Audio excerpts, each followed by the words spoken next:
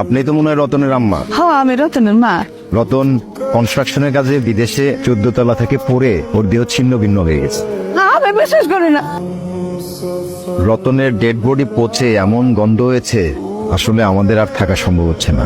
পিচ্ছির একটা গন্ধ। আমি আর এক মুহূর্তে বাড়িতে থাকতে পারবো না। আমি আমার বাপের বাড়ি যেতেছি। আপনার ছেলে লাশের গন্ধ তো আমি এই বাড়িতে থাকতেই পারতেছি না। বাবা, তুমি এতটা সত্যবাদ।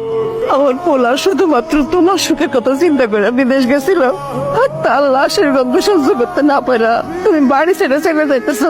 হ্যালো আব্বা, আমার ওই টাকার মেশিনটা পয়সা নষ্ট হয়ে গেছে, এখন দুর্গন্ধ ছড়াইতেছে। আর ওই দুর্গন্ধে আমি এই বাড়িতে একদমই টিকতে পারতেছি না। আব্বা, আপনি আমার যেমনি ওকে বাড়ি থেকে নিয়ে যান। মানে তোমার জামাই বিদেশে কয়দিন আগে মারা গেছে।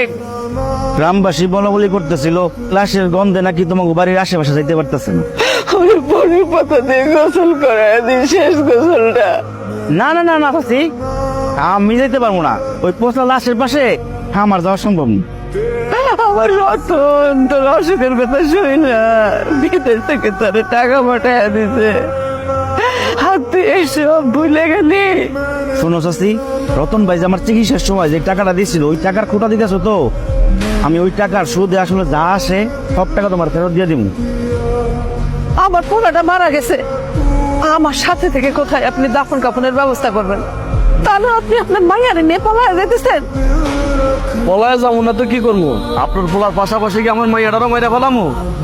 আমার ছেলে মরে গেছে, তার মানে পয়সা গেছে। এতদিন যে টাকার মেশিনটা ছিল সে পয়সা গেছে, তাই তো?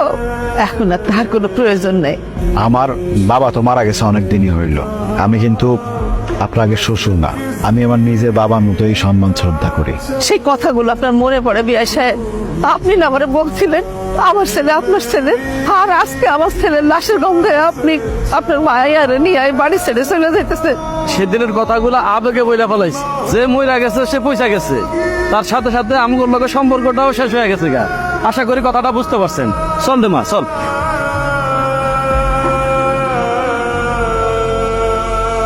আসসালামু আলাইকুম। আপনি? আমি আপনাকে পাশের উপজেলার একটা মসজিদের ইমাম হুজুর। আপনাকে বাড়িতে কে মারা গেছে? আমার ছেলে মারা গেছে।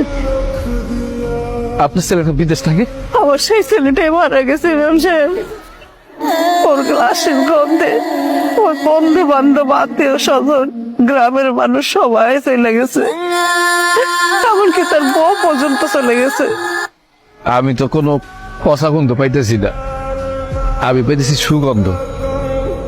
আর এরকম সুগন্ধ আমি আমার জীবনে কোনোদিন পাই নাই, বিশ্বাস করেন। আপনার ছেলের লাশের থেকে কোনো দুর্গন্ধ বাইরিতেছে না।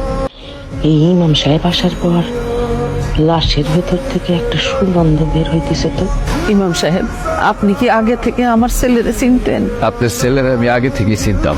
আর আপনার ছেলে বিদেশ যাওয়ার পরে আপনার ছেলের সাথে আমার নিয়মিত কথা হইত। তাইলে শোনেন, বাবার জমি বিক্রি করা এতগুলো টাকা হারাই ফেলাই না।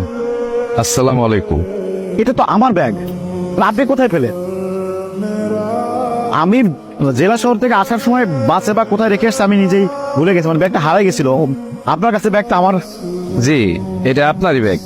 তবে ব্যাগের ভিতরে যে পাসপোর্ট আর ভোটার আইডি কার্ড ছিল, জি, সেখান থেকে আপনার বাড়ির ঠিকানা নিয়ে তারপর আপনার বাড়ি খুঁজে বাইর করে চলে আসছি। আপনার টাকা আবার আপনি ফিরে পাইছেন। আপনার ছেলে বিদেশ যাওয়ার পরে আমার সাথে নিয়মিত যোগাযোগ রাখত, সবসময় আমার খোঁজ খবর নিত। একদিন আমি আমার ছেলে মেরে পেট পুরায় খাওয়াইতে পারতাম না। আপনার ছেলে কি করতো জানেন? প্রত্যেক মাসে মাসে আমার টাকা পাঠাইত।